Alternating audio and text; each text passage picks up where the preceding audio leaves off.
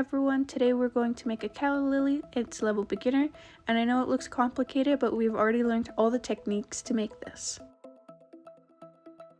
Here are all the stitches you need to know, and for the white I used shimmery wool.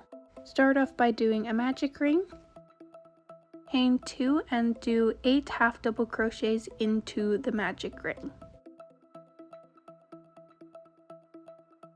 With sparkly yarn, it can be difficult sometimes to pull the hooks through all the wool because the little wire that's wrapped around the wool can kind of get stuck. So you just have to be patient and try to crochet a little bit looser than usual.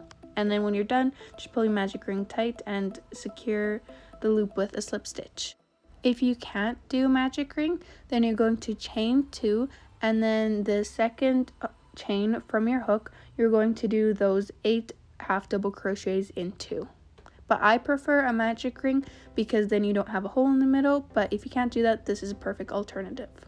Now, no matter which way you started, you're going to do 2 half double crochets into each stitch. It's like an increase, but instead of single crochets, you're going to do half double crochets. Now you're going to do 2 half double crochets into one stitch and then 1 half double crochet into the next stitch, and you're going to alternate this the whole way around. What we'll be doing is creating a circle. This will be like normal but just with half double crochets.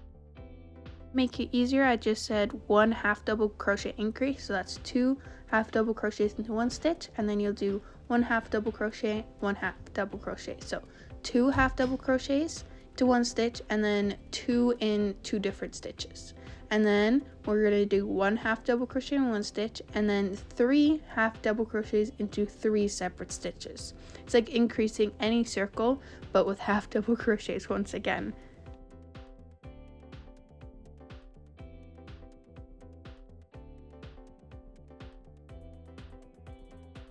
We'll do 1 half double crochet increase and then 4 half double crochets into 4 separate stitches.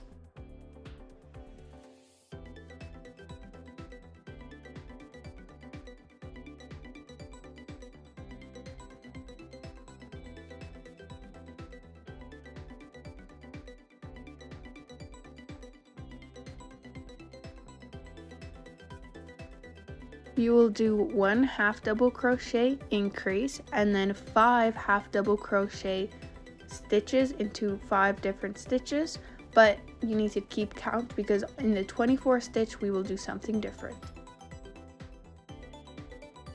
Into that 24th stitch we'll do 1 half double crochet, 1 double crochet, 1 treble crochet, 1 double crochet, and 1 half double crochet.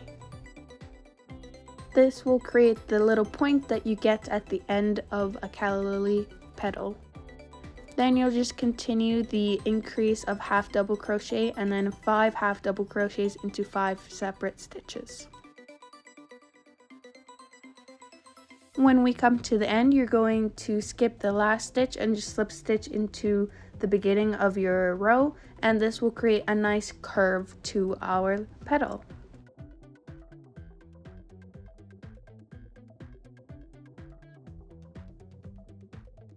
Finish off by leaving a very long tail so we can use that for later.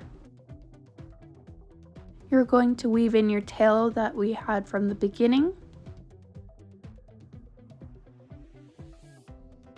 Get yellow and then you're going to do slip knot and chain 16 plus 3. Always do plus whatever because those stitches or chains don't actually count for the actual base. Like now we're doing the 3rd chain from the hook and doing 2 double crochets into that stitch, and then you'll do 1 double crochet, chain 3 into the V shape. At the bottom of the chains you're going to do a slip stitch, and then you're going to do a double crochet into the same stitch as the previous double crochet. You are going to repeat this all the way down to the bottom.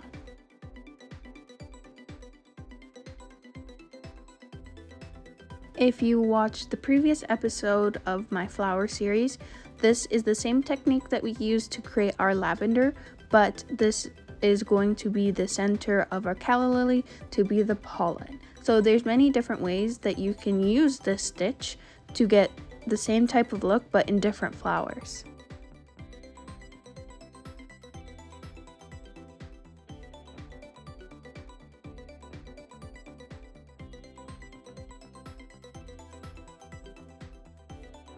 My kebabs have this thick end, so I'm just going to twist this around the kebab and then I sewed it in place. Afterwards, I think hot glue would have been a lot easier than sewing it into place.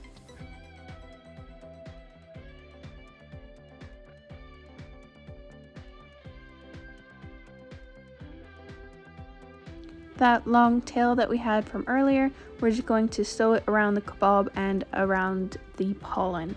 You can also use hot glue, but this way I decided sewing would be easier just to keep its shape and structure more. And now, like we've been doing with all our flowers so far, we're going to take a sewing needle or a wool needle. It's kind of bent a little bit thicker to help you get the wool through. And then you're going to crochet your way up and around with the flower base. And this one flower, I find it easier to crochet upwards, at least around the base, because it's not as tight stitches as the bottom of the flower as all the other flowers have been. But again, if you need any help, use your wool needle.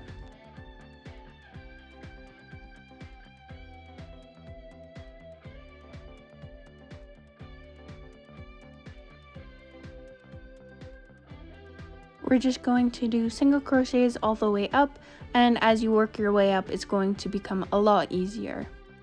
You can also just twist the yarn around and use hot glue to stick it together, but I like the crocheted look more, just so it looks all rounded off and it looks like you crocheted it all. I only used a kebab this time, not floral wire, because I like this one to be more sturdy. And then you'll finish it off.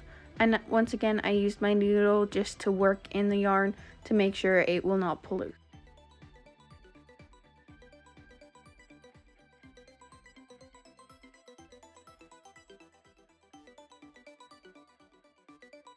Ta-da! Now you have beautiful calla lilies. I think they are quite simple, but they look really beautiful.